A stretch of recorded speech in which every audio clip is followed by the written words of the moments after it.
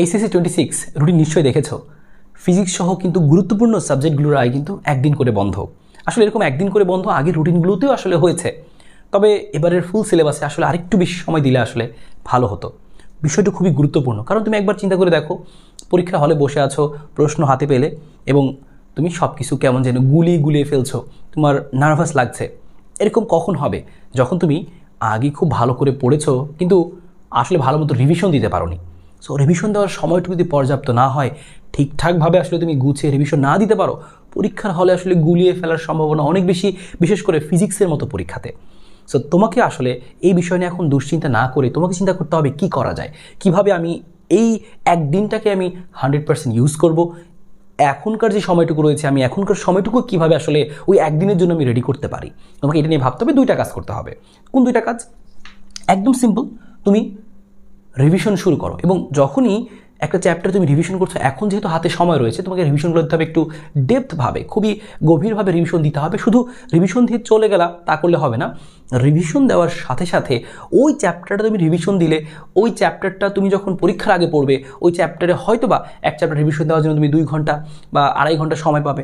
তো এক চ্যাপ্টার তুমি 2 ঘন্টা 2.5 ঘন্টাতে সিকিউই পড়বে, এমসিকিউ দেখবে, নাকি কখ পড়বে? কখ আমরা পরীক্ষার আগের রাতের জন্য অনেকে জমিয়ে রাখি।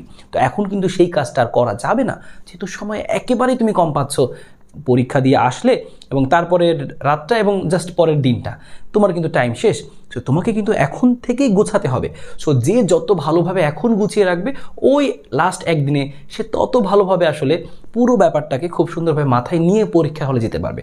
হয়তো বা ভালো করে পড়েছো এতদিন, কিন্তু যদি পরীক্ষার হলে সব কিছু গুছিয়ে মাথায় না নিয়ে যেতে পারো, তাহলে কিন্তু আসলে দেখা যাবে নার্ভাসনেস কাজ করবে। তুমি প্রশ্ন দেখে গুলিয়ে ফেলছো বা অর্ধেক পারছো না, এমন সিচুয়েশন হতে পারে যে তোমার পরীক্ষার ফলাফল একদমই আসলে ভালোর দিকে যাবে না। তখন প্রতি চ্যাপ্টার পড়ার সময় কিছু জিনিস খেয়াল রাখবে। কী বিষয়? এক চ্যাপ্টার পড়ছো তুমি, সেই চ্যাপ্টারে যেই ক খ রয়েছে, এমসিকিউ রয়েছে, সেটা তো তুমি পড়বেই এখন থেকে। যেমন অনেকেই আমরা আগে জমিয়ে রাখতাম হচ্ছে একদম পরীক্ষার আগে আমরা কখগুলো পড়বো না, এখন সেটা করা যাবে না। এখন তুমি 1-2 বার করে পড়ে রাখো। কখর ব্যাপারটা অবশ্যই মাথায় রাখো, কারণ আমরা অনেকেই এই কাজটা করেছি। পরীক্ষার আগেই আসলে বন্ধের মধ্যে আমরা কখটা কাভার পড়েছি, কিন্তু এখন সেটা করা যাবে না। 1 নম্বর কখটা একটু তুমি সময় দাও। 2 নম্বর, যখন তুমি গ ঘ পড়তে যাবে, অ্যাজ ইউ অল নো যে একটা চ্যাপ্টারে আসলে 80 থেকে 90টা সিকিউ আসলে রয়েছে, যেটা তুমি পরীক্ষার আগের রাত্রে এক চ্যাপ্টার পড়তে গেলে দেখা যাবে তোমার আসলে পুরো সময় কাভার হয়ে গেছে।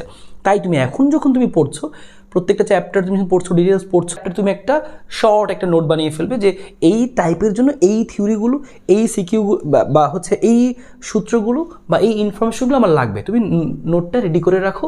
পাশাপাশি তুমি সেখানে লিখেও রাখো যে এই চ্যাপ্টারের জন্য আমি এই বোর্ড, এই টাইপের জন্য আমি এই বোর্ডগুলো করলে আমার একদম সবগুলো টাইপ কাভার হয়ে যাচ্ছে। এটা তোমাকে অনেক হেল্প করবে। পরীক্ষার আগের দিনে তুমি জাস্ট সেগুলো আরেকবার করে দেখবে। সো এই কাজটুকু অ্যাটলিস্ট করার চেষ্টা করো, তাহলে দেখবে তুমি অনেকটুকু তুমি আসলে সেফ জোনে থাকবে। আসলে পরীক্ষার আগের রাতে তো টেনশন এটাই হবে যে আমি কোনটা রেখে কোনটা পড়বো। অনেকেই টেনশন করতে সময় কাটিয়ে দিবে, আর এদিকে তুমি একদম ধারাবাহিকভাবে আসলে তুমি প্রস্তুতি শুরু করতে পারবে। আসলে টাফ হবে, তবে আসলে অসম্ভব না। এখন যেহেতু রুটিন তোমার হাতে নাই, কিন্তু রেজাল্টটা, পরিশ্রমটা কিন্তু তোমার হাতে। এখন ডিসিশন তোমার যে তুমি এখন থেকেই আসলে এই সময়টা কাজে লাগানো শুরু করবা কিনা। যে সকল পয়েন্টগুলো তোমার পড়তে হবে প্রতিটা টাইপ ওয়াইজ, এই টাইপের যদি আমি সমস্ত ইনফরমেশনগুলো, সমস্ত সূত্রগুলো একসাথে গুছিয়ে দিই, পাশাপাশি সেই টাইপ থেকে কী সিকিউ পড়বা, ওই কাজটা যদি আমি তোমাদেরকে একটু হেল্প করি, তাহলে কেমন হয়? তো অবশ্যই কমেন্টে জানাও যদি তোমরা চাও সেই কাজটা আমরা করতে পারি। এবং আমরা আমাদের ওয়ান শট ব্যাচে কিন্তু সেই কাজটা অলরেডি করেছি। আমরা কিন্তু সেই সব কিছু আমরা একটা চ্যাপ্টারকে টাইপ ওয়াইজ ভাগ করে একদম গুছিয়ে সেভাবে কিন্তু শেষ করেছি। সো সেখানে থেকে তোমরা কিন্তু হেল্প নিতে পারো যদি তোমরা চাও। সো সেখানেও আমাদের সাথে তোমরা ওয়েলকাম।